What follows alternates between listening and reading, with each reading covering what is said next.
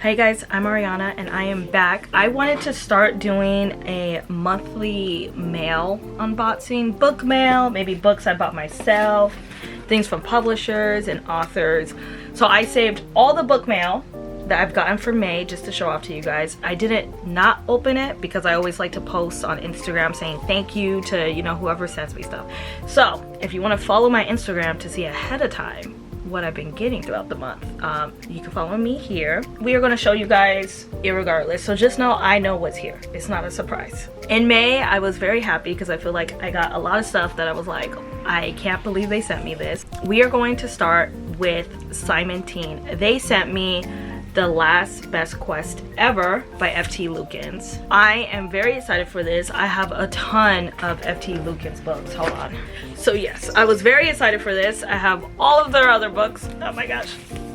And now I have the hardback of their latest one. 17-year-old Eleanor has the best questing record in the kingdom. Not even Avon, the infuriatingly charming royal who's become her fiercest rival, can compete, but every one of Eleanor's triumphs is a lie. The monster she's slain, staged. The treasure she's claimed, planted. Tired of the charade, she shocks the realm by retiring early. But when her reckless twin brother Zig bets his life on her ability to retrieve the horn of the mythical elder beast, Eleanor must return to the spotlight for one final quest to save him. She's joined by her twin brother Zig, eager to prove himself, Avon, determined to finally outshine her, and a ragtag crew of unlikely questers with big dreams.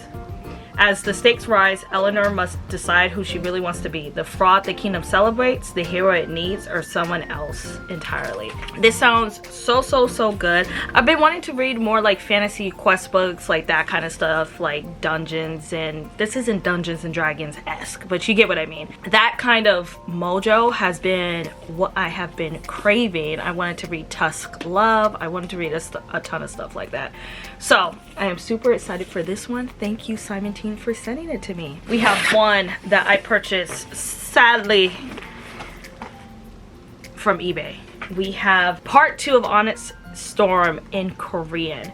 And so the reason I bought this book in Korean when I am not fluent by any means in Korean is for this. Look how gorgeous this is. Are you kidding me? One of my favorite editions of this entire series are the Korean editions, specifically because of the gorgeous dust jacket covers. They did split up Iron Flame and Onyx Storm into 2 separate books because, you know, it's so huge, which I am totally fine with, even though they got more of my money for it, because I get more gorgeous art. So, and then here's the back. Come on.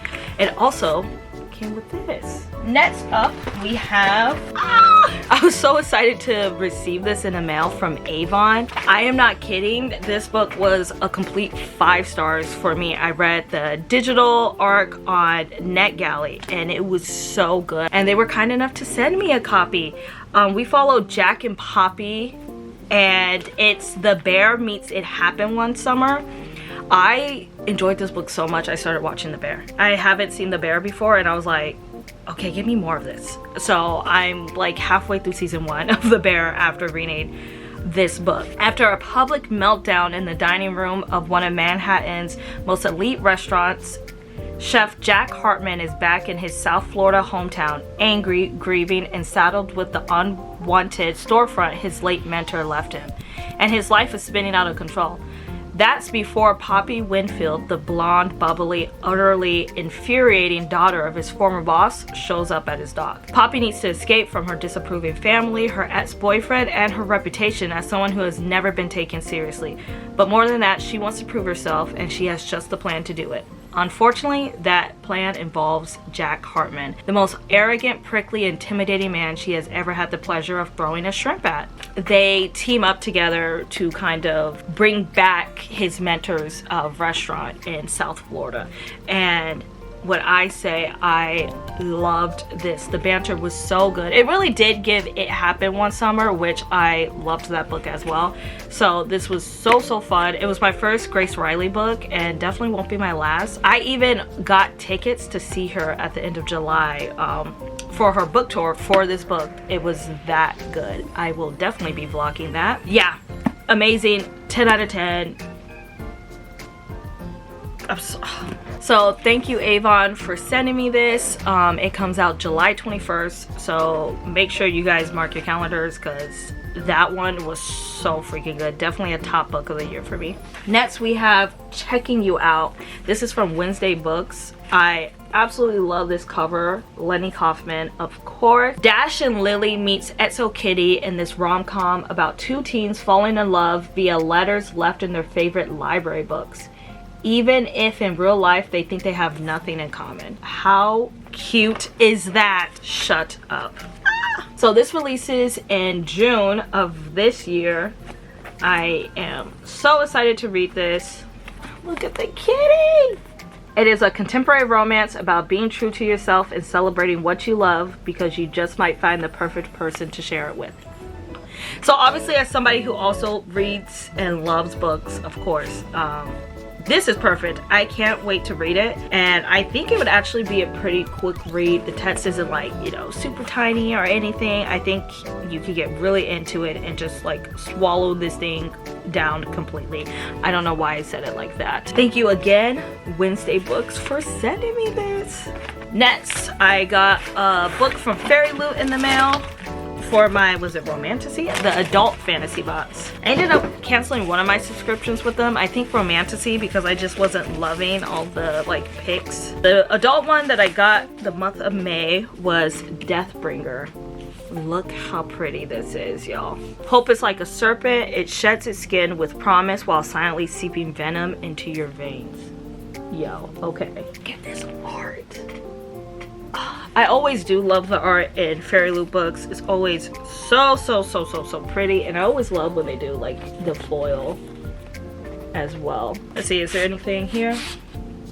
Okay, that's cool, that's cool. Forbidden Love, a hidden murderer, a deadly magic. Born with the ability to speak with the dead, Viola hates her magic. It killed her sister, and if she doesn't learn why it will kill her too. Her only hope lies within the perilous walls of Gorhale Institute of Magic, where Olivia spent her final days. Viola clashes with Silas, a poison mage whose magic stems from 3 immortal snakes. Tormented by his mother's untimely demise, Silas' hatred for death mages runs deep.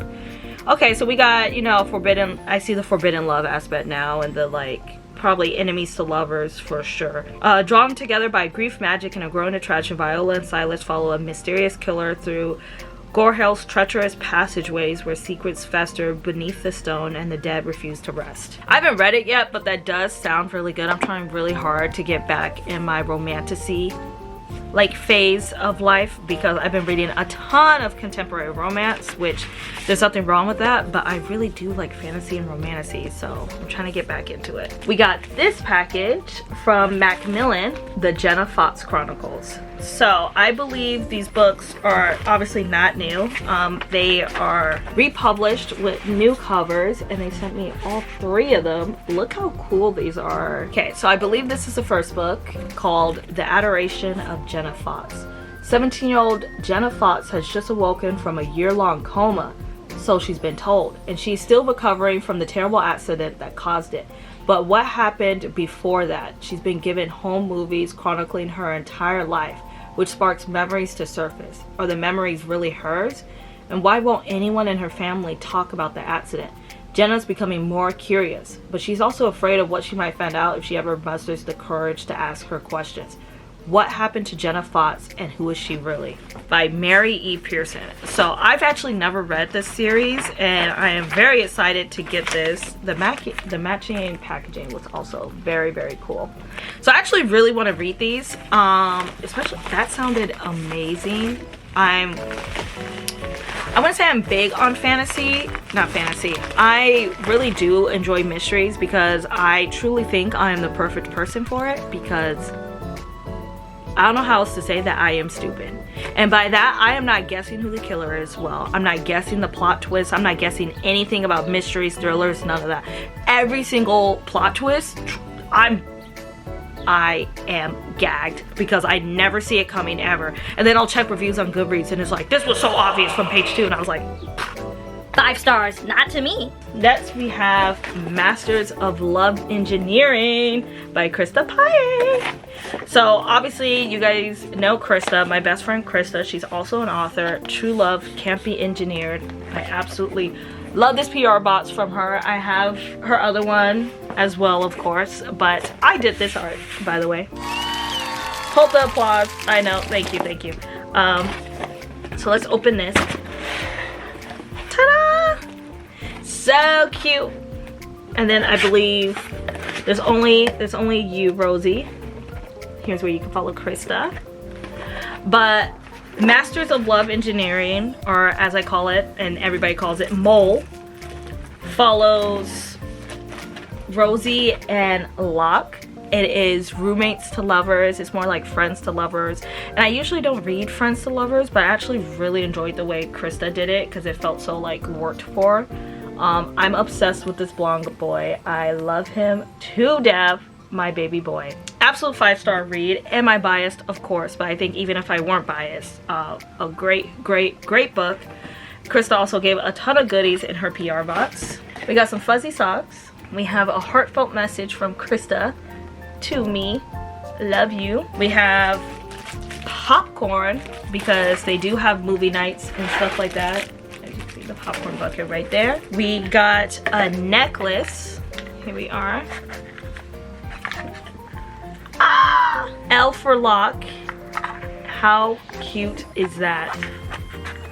It's a necklace that Rosie actually wears. But how cute is this? One of my favorite PR boxes I've ever gotten. Actually, one of my favorite, like, period, is my favorite PR box I've ever gotten. And then of course we have the book. So Rosie is a STEM girl who, you know, is dealing with all the issues that comes with that, and of course engineering. Rosie Mendoza wants people to take her seriously as the only girl in her financial engineering cohort and an ex-girlfriend of the program's golden boy. Rosie struggles for respect. She's been told enough times she's too emotional and too sensitive for the industry ahead. Then we have Locke McCarthy doesn't know who he is beyond being his I put multi in there, but it probably is multi.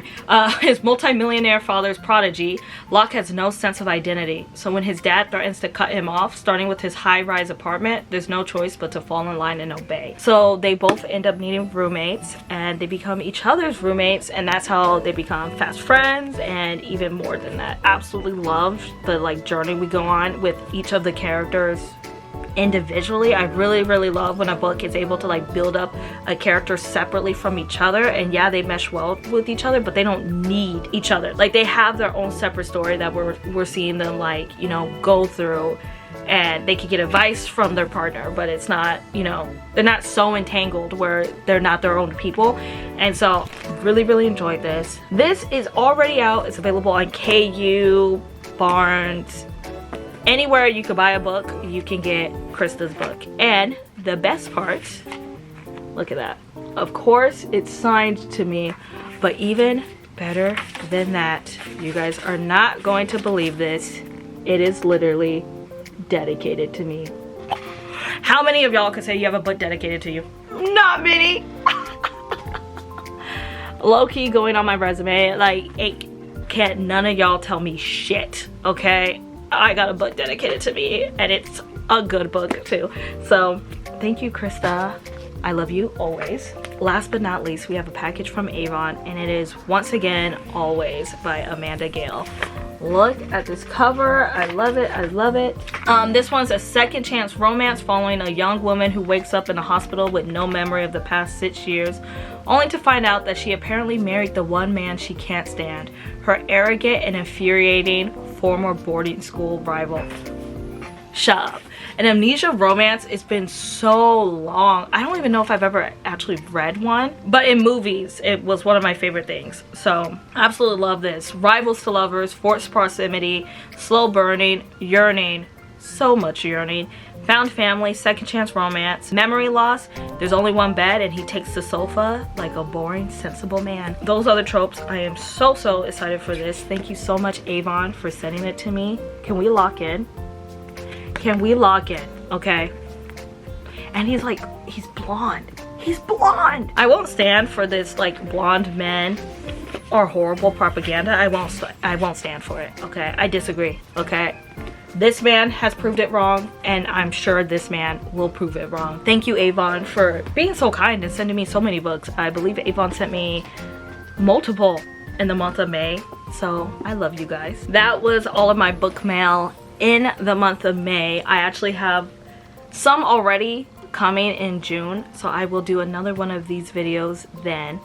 But thank you guys so much for watching. If you want a sneak peek on what I may be receiving in June, make sure to follow me on Instagram, and I will see you guys in the next video. Bye.